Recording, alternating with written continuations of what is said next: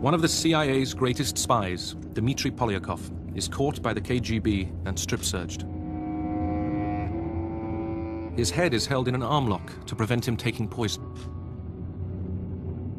The invisible front, that's what it was in the Cold War. And for us it was war. The soldiers may have been on alert, but for us and the others who went out into the cold, it was actual war.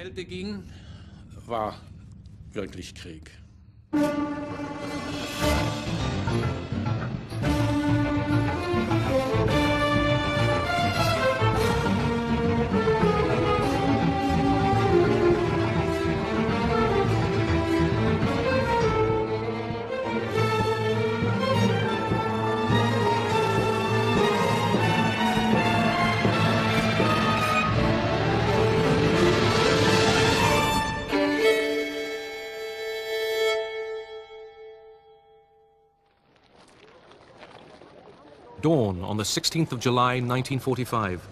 Allied scientists at Los Alamos leave for the New Mexico desert to watch the test of the first atomic bomb. They have been working for years under a blanket of total secrecy.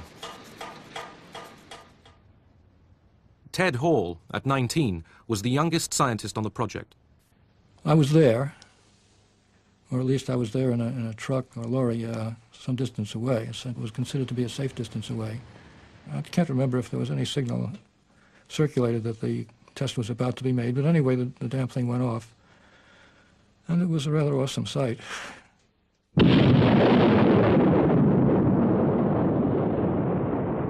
For Ted Hall, the Cold War had begun the year before. I decided to give atomic secrets to the Russians because it seemed to me that it was important that there should be no monopoly which could turn one nation into a menace and turn it loose on the world as Nazi Germany developed. There seemed to be only one answer to what one should do. The right thing to do was to act to break the American monopoly. Others thought the same way. The KGB had several sources inside Los Alamos, unknown to one another. The scientist Klaus Fuchs and Ted Hall both passed on details of how to detonate nuclear weapons by implosion, a principle so new to Soviet science that there was no equivalent word in Russian. In 1949, the Soviets exploded their first atom bomb. Triggered by implosion, it copied key elements of the American bomb that destroyed Nagasaki. The atom spies had saved the Soviet Union perhaps 2 years of research. Ted Hall was questioned by the FBI in March 1951, but not charged for lack of evidence. A month later, KGB agents Julius and Ethel Rosenberg were sentenced to death. Amid the anti-Soviet fervor of the time, they became the only spies ever executed in peacetime America. It was gruesome. And it certainly brought home the fact that there were flames consuming people and that we were pretty close to being consumed. The intelligence war was lopsided. The KGB operated in the West, but the CIA confronted a closed world.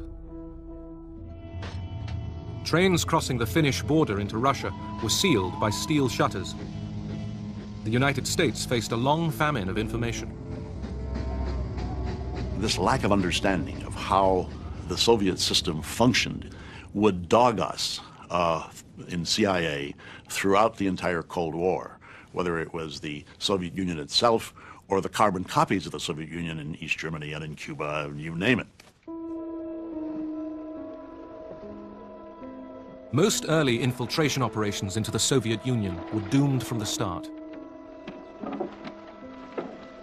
Western agents were betrayed by KGB spies, like the British intelligence officer Kim Philby. Philby came to public attention because of his association with fellow double agents Guy Burgess and Donald MacLean.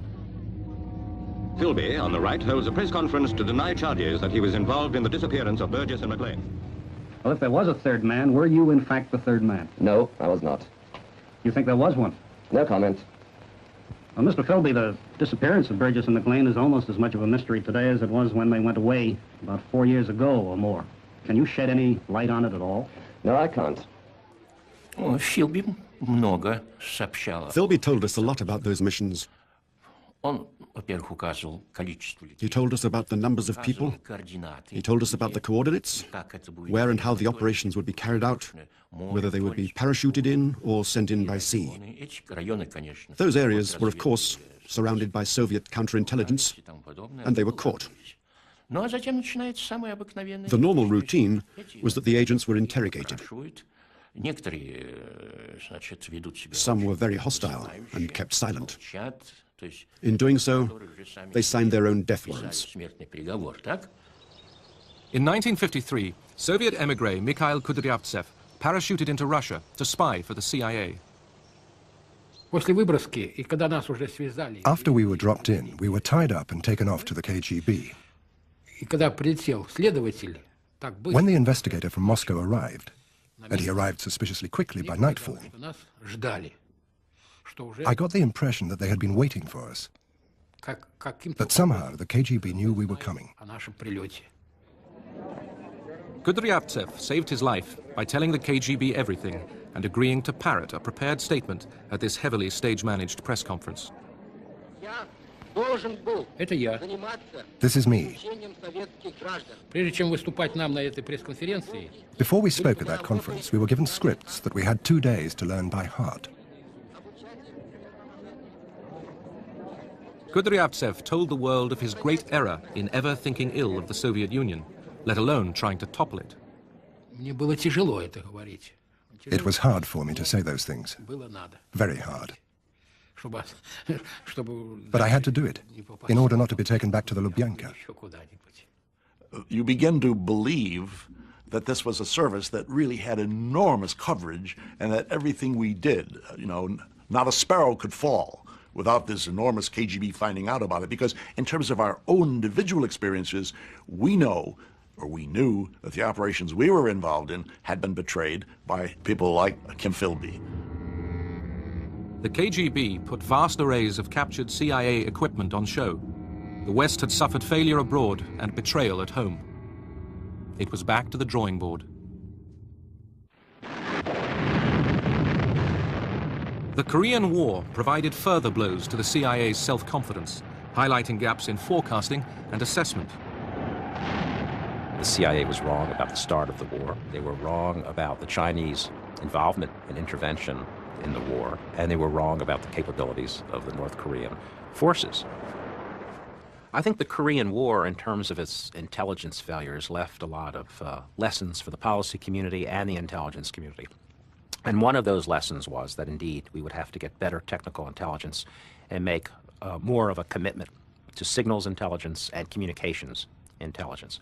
And with this, you get resources put with the National Security Agency under the Pentagon in order to develop capability to intercept messages around the world. And this produced extremely and vital information to the intelligence community. Berlin was a communications hub where countless Soviet bloc phone and teleprinter lines crisscrossed beneath the city. To intercept them, the Americans and British drove a tunnel deep into the Soviet sector. The purpose of the Berlin Tunnel was to tap the communications lines of the Soviet forces in East Germany, in Poland, and their links with Moscow, in order to provide current intelligence on those forces and also early warning. The lines from the taps would come down into the tunnel itself, and first they would be amplified, because then we had to run the lines up into the area of the warehouse where we had hundreds and hundreds of recorders that operated day and night and recorded every single bit of this stuff. From the start, this operation was betrayed to the KGB by a source inside British intelligence, George Blake. I was secretary at the meeting at which this tunnel was being planned. And so I was able to draw a very simple sketch which showed how the tunnel was going to run and what cables it was intended to attack. Blake had served as a British intelligence officer in Seoul. Captured by the North Koreans, he witnessed the West's bombing of civilians. When I saw these enormous American flying fortresses, flying low over what seemed to be defenseless Korean villages, I felt a feeling of shame. I felt very acutely that I was on the wrong side and that I should do something about it. Blake went home to Britain in the first group of POWs released from Korea after the 1953 armistice. And how did you find the food out there, Mr. Blake?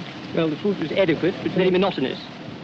It was monotonous, was it? Very Anything special? I mean, any odd things they gave you to eat or anything? No, just rice and turnips, mainly. It's a pretty impressive diet, isn't it? 3 times a day. Blake slipped back into British intelligence, only now he was a KGB spy. I was given a Minox camera, and I carried that Minox camera with me whenever I went to work, like I carry my wallet with me. And the reason was that I never knew what important documents I might find on my desk, which were worthwhile photographing. Blake's warning about the tunnel gave the KGB a problem. To move against it risked exposing him. This was an argument not to take any measures against the tunnel, not to send any disinformation down the tunnel, not to show that we knew anything about the tunnel. This was a very important consideration, because as long as Blake remained inside British intelligence, we knew he'd be of great value to us. So the Berlin Tunnel operated courtesy of the KGB, and the CIA basked in a signals intelligence bonanza. We got military order of battle on Soviet forces in Germany and in Poland. We got information which came from Moscow, for example, on the whole reorganization of the Ministry of Defense. But the real kicker in all this was the fact that we got something we never expected to get. We got all kinds of personality data, operational data on the operations of Soviet military counterintelligence, so that we were, at that point, totally on top, we thought, of the counterintelligence picture in Berlin. But the KGB was just choosing its moment to pull the plug on the tunnel. They warned me beforehand that it was going to happen. So I was rather on tenterhooks, as you can imagine, what the outcome would be. Heavy rain one April night in 1956 caused a cable failure, giving the KGB the excuse it needed, turning the West's intelligence feat into a Soviet propaganda victory. Obviously, there was a feeling of great unhappiness. On the other hand, you just sort of shrugged your shoulders and said, well, we were lucky it lasted that long. 5 years later, George Blake was himself betrayed and sentenced to 42 years in prison. He had given the KGB the names of nearly 400 agents working for the West, supposedly on condition that they wouldn't be harmed.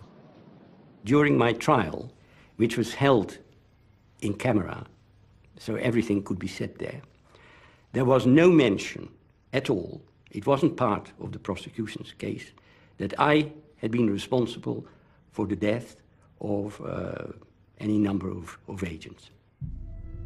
But armed with Blake's names, Moscow simply waited until they had sufficient additional evidence. George Blake had that innocent mind, in a sense. He is still a very naive man. And he didn't want to know that many people he betrayed were executed. And I think we even discussed this subject at one point, and he wouldn't believe it. He would say, well, I was told this would not happen. It did happen. He was not told.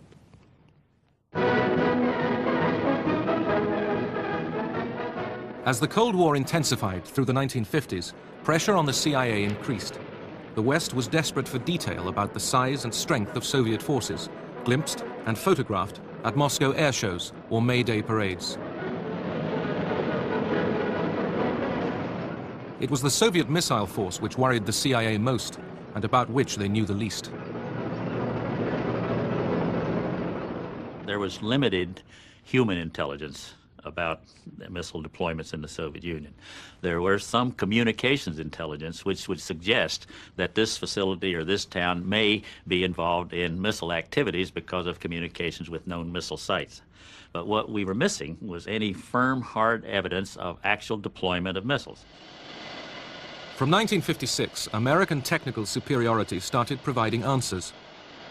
The CIA's own reconnaissance plane, the U-2, flew high over Russia to photograph Soviet bases.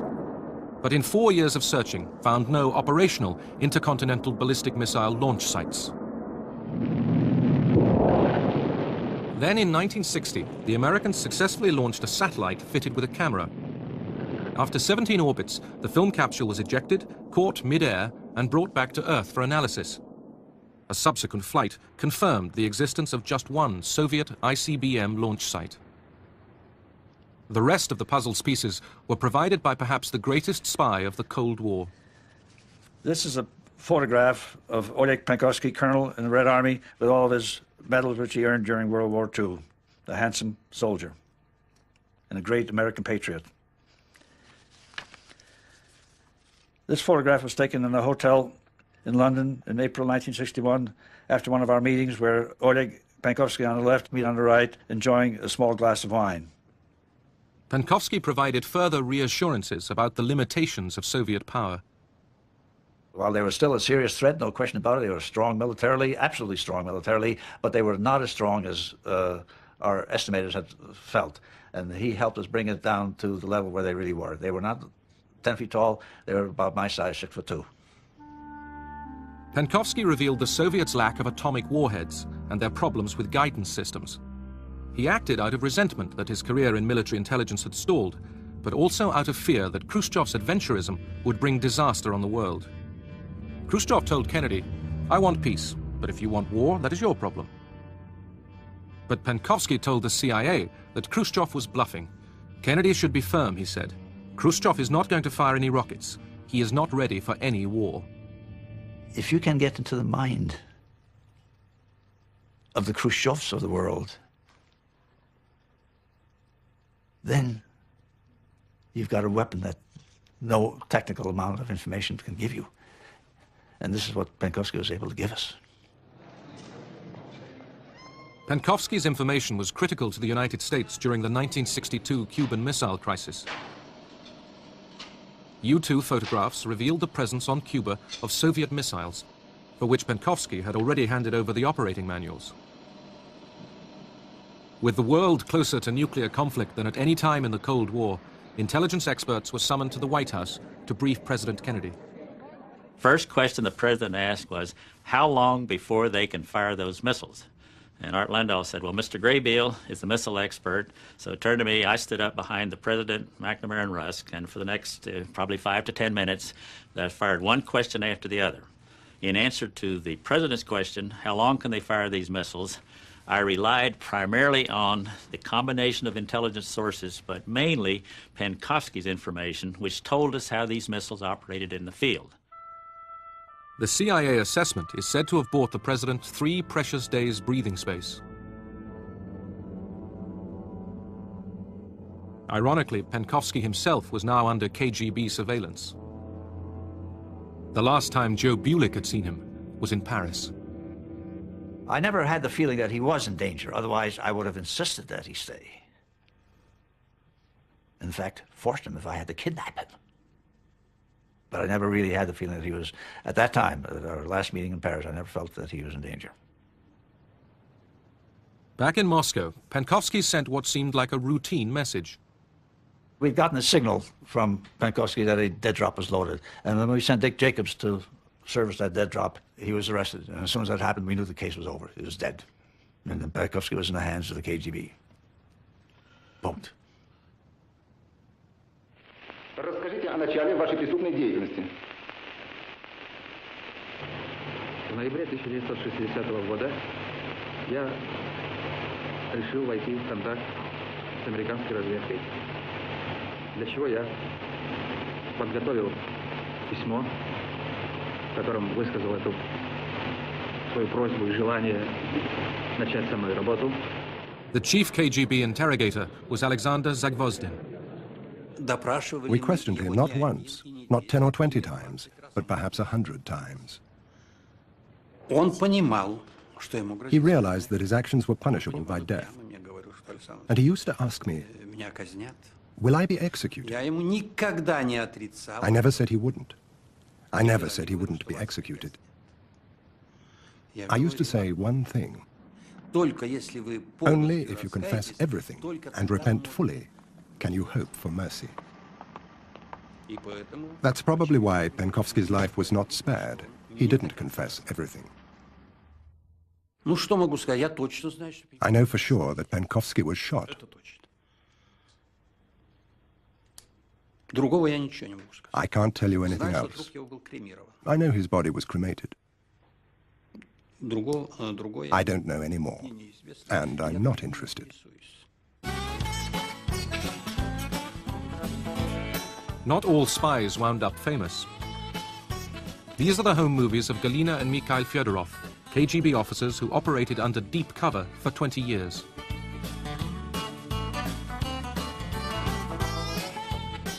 They were never caught. In the event of war, they would be in place to spy behind enemy lines. The KGB never lacked recruits. Some served for money, some for ideology, and some for the sheer excitement of living a secret life. I love espionage. Why? Because there is the smell of adventure, the smell of risk, the smell of uncertainty. Because when you go off to meet an agent, you never know whether you're going to be arrested. It adds color to life. I need 007. Oh, Mr. Bond, I expect you to die.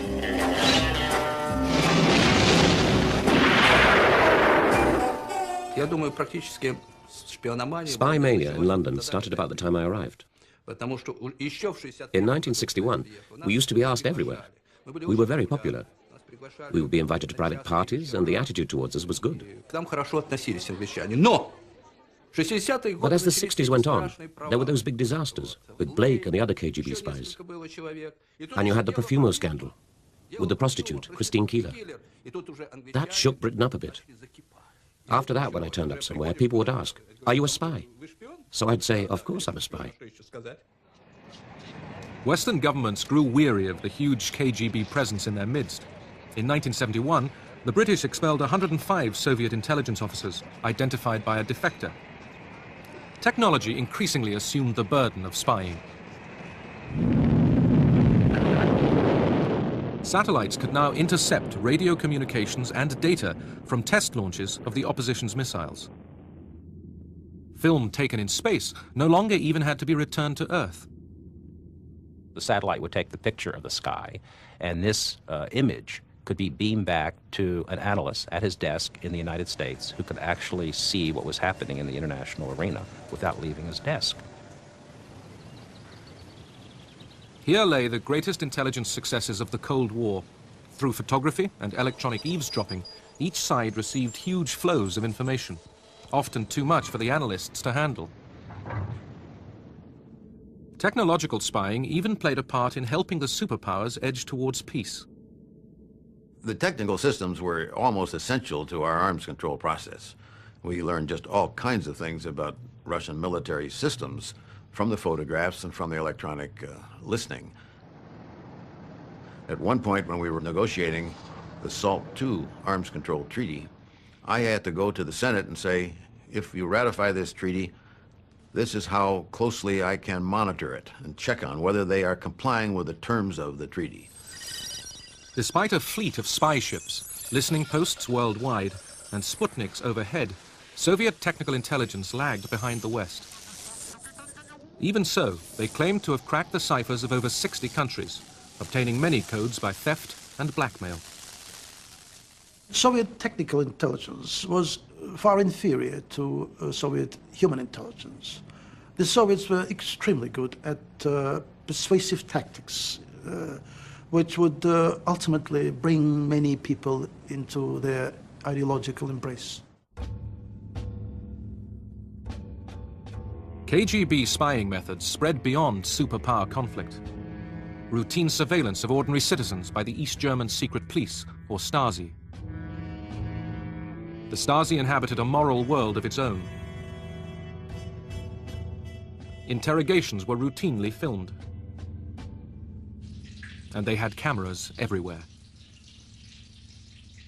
Relations between the various areas of counterintelligence and with the department which handled interrogations were very amicable. There were all sorts of people there, and it was a friendly atmosphere. They weren't the kind of devious types who'd use atrocious methods to force confessions out of people. Alles, was Sie bewerkstelligt haben, das Berlin bzw. die BRD zu kommen. Nichts, was habe ich denn bewerkstelligt? Ich habe nichts unternommen. Das ist doch gar nicht wahr. Was habe ich denn unternommen? Fragen Sie mich doch nicht, erzählen Sie. Ich habe nichts unternommen. Natürlich. Ich habe nichts, gar nichts. Also es gab schon sehr Schlimmes. Well, terrible things did happen. There were many cases of injustice, particularly in the later years, which really bothered me. Reprisals were taken against people solely on the grounds that they had different political opinions, or against people who wanted a different, better form of socialism. Vera Wollenberger joined the East German peace movement in 1981, encouraged by her husband Knut. Mein ganz persönlicher Anlass, My personal motivation for opposing state policies was the decision in the early 80s to station nuclear missiles in the GDR and to introduce military instruction in schools. Vera and her family were constantly harassed by the Stasi, who burgled her house and made sure she lost her teaching job. Her husband stood by her throughout. In 1988, Vera was arrested on her way to this demonstration. Her crime? Carrying a banner which bore Rosa Luxemburg's words, "Freedom is how free your opponent is." She was interrogated and imprisoned.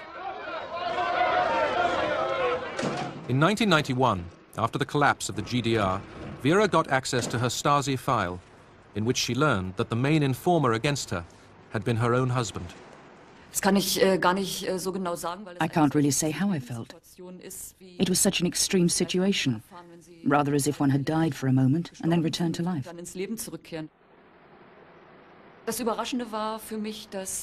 The surprising thing was, the reports were written as if about a stranger, not about a wife.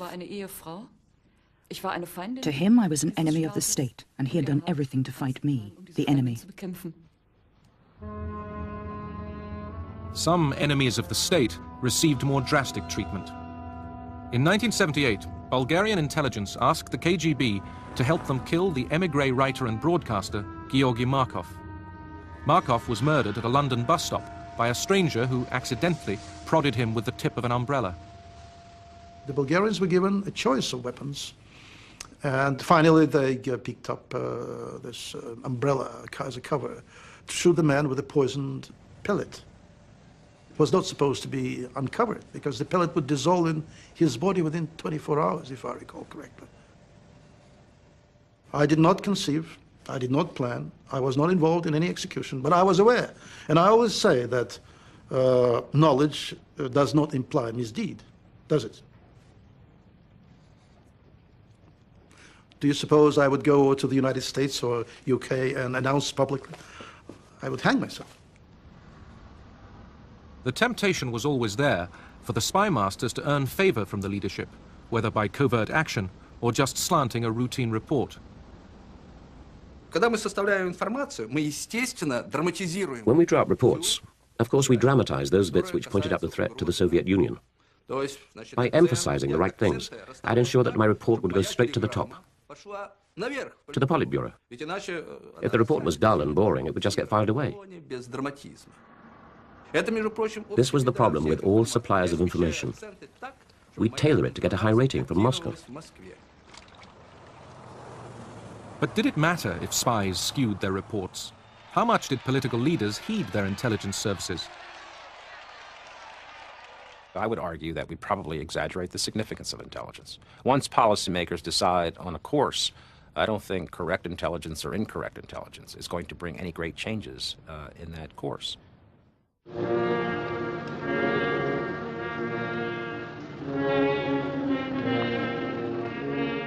November 1988. Kim Philby is buried with full honors in a Moscow cemetery. He first betrayed Britain half a century before, passing a wealth of secrets to the KGB. And yet converts were never wholly trusted.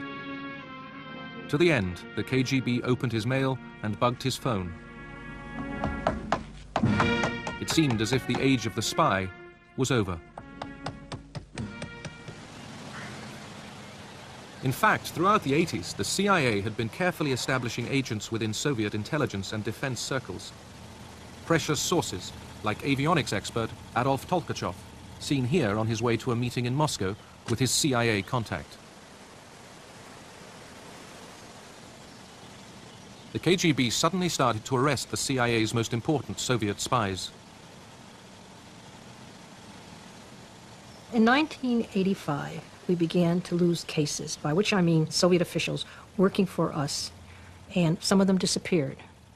This led us to believe that something was wrong. It did not lead us to believe, aha, there must be a mole. Then the West lost General Dmitry Polyakov of Soviet military intelligence.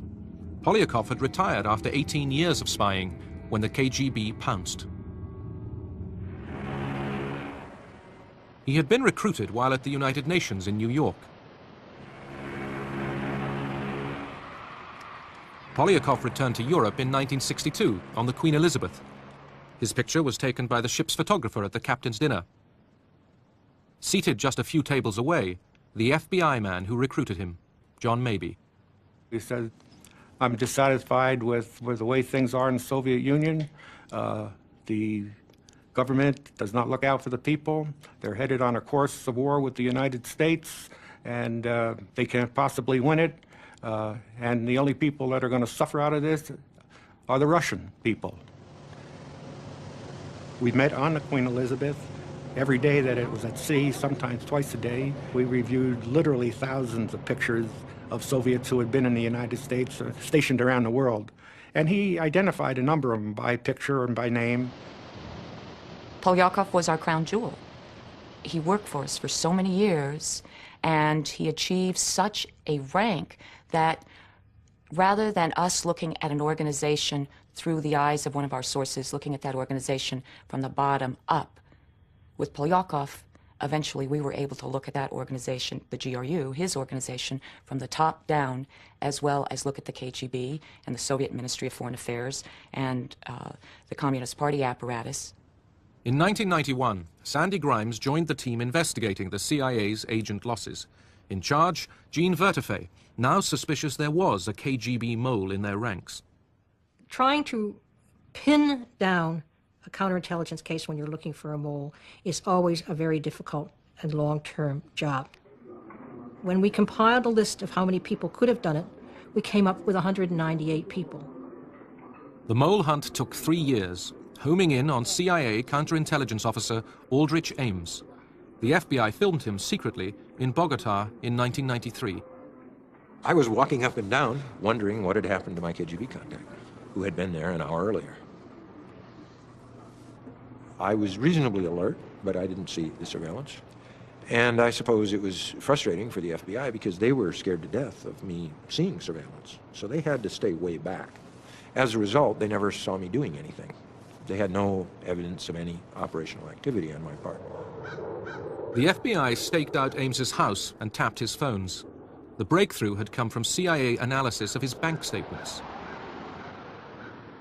We had just received records from one of the banks Rick had. And Dan is reading these things off, and I'm entering them in the computer. And my God, it was unbelievable. On 17 May, Rick had reported having had a lunch with his Soviet contact, Chuvakin. 18 May, there's a deposit into his checking account for $9,000. On the 21st of February in 1994, Ames was arrested for spying, along with his wife Rosario, after years of high living. Shock, depression, instant recognition of, one's life flashes before one.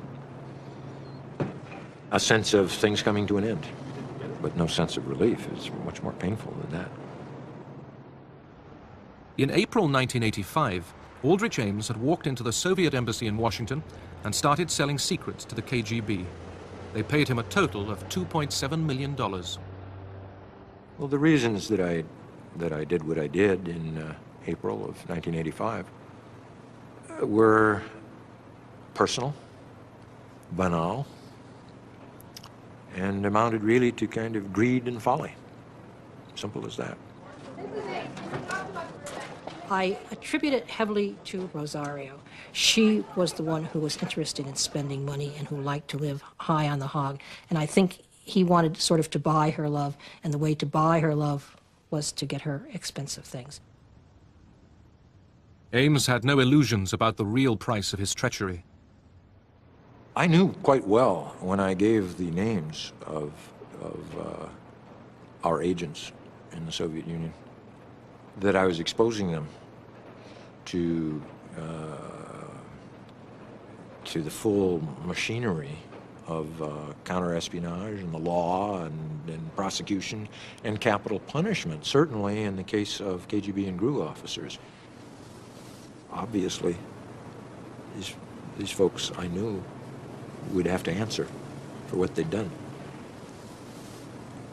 And certainly I felt I inured myself against, a reaction to that.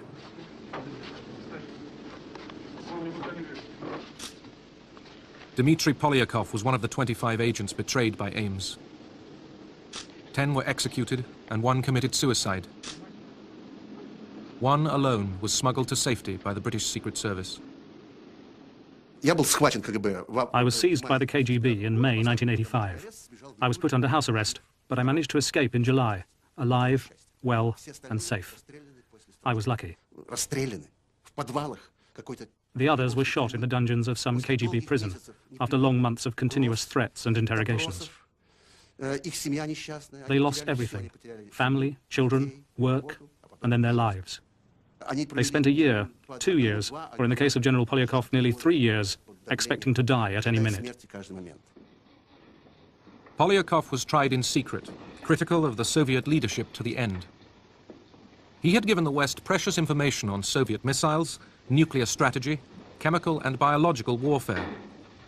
Yet so many spies paid with their freedom or their lives in destructive cycles of tit for tat. That men like Polyakov gave up names. They gave up secrets. I did the same thing, for reasons that I considered sufficient to myself. I gave up the names of some of the same people who had earlier given up others. It's a nasty kind of circle with terrible human costs. Aldrich Ames is serving a life sentence with no remission. Dmitry Polyakov was sentenced to death. He was executed in 1988 with a bullet in the back of the head, then buried in an unmarked grave. For half a century, the spies had peered intently at each other through a fog of ignorance and deceit. They produced ever more realistic appraisals of their opponent's strengths, but very few were able to answer the toughest question: does our enemy intend to fight us? Despite the CIA and KGB's vast resources, the answer lay hidden, not in a satellite photo or an agent report, but in the minds of their opponents.